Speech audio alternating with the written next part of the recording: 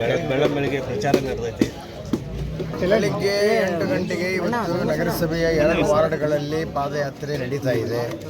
ತುಂಬ ಜನ ಉತ್ಸಾಹದಲ್ಲಿದ್ದಾರೆ.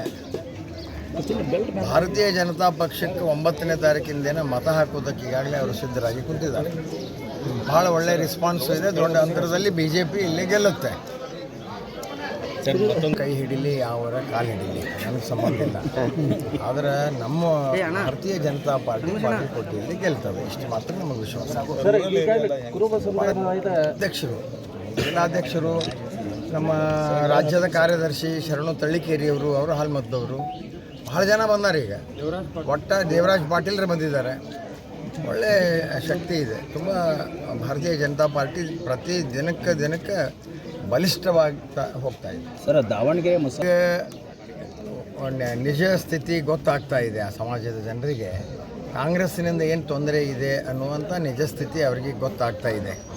ಅದರ ವಿಡ್ರಾಲ್ ಮುಗಿದ ಮೇಲೆ ಇದಕ್ಕೆ ನಾನು ರೆಸ್ಪಾಂಡ್ ಮಾಡ್ತೀನಿ. ವಿಡ್ರಾಲ್ ಆಗದೆ ಏನು ಹೇಳೋಕ್ಕಾಗೋದಿಲ್ಲ. ಇವತ್ತು 3 ಗಂಟೆವರೆಗೆ ವಿಡ್ರಾಲ್ ಇದೆ. ಅದಾದಮೇಲೆ ಗೊತ್ತಾಗುತ್ತೆ ಅವ್ರ ನಿಲುವು ಏನು ಅನ್ನೋದನ್ನು. ಅದ್ರ ಮೇಲೆ ಆಮೇಲೆ ತಿಳಿಸ್ತೀನಿ. ನೀವೇನು ದಿನ ಇದ್ದೇ ಇರ್ತಿರಲ್ಲ, ನಮ್ಮ ಜೊತೆ ಬರ್ತಾರೆ. ಜಗದೀಶ್ ಶೆಟ್ಟರ್ ಬರ್ತಾರೆ, ಬೊಮ್ಮಾಯಿ ಅವರು ಬರ್ತಾರೆ, ಛಲವಾದಿ ನಾರಾಯಣ ಸ್ವಾಮಿ ಅವರು, ಎನ್ ಮಹೇಶ್ ಅವರು, ಗೋವಿಂದ ಕಾರಜೋಳ ಸಾಹೇಬ್ರಂತೂ ಇಲ್ಲೇ ಇದ್ದಾರೆ. ಭಾಳ ಜನ ಬರ್ತಾರೆ ಇನ್ನು.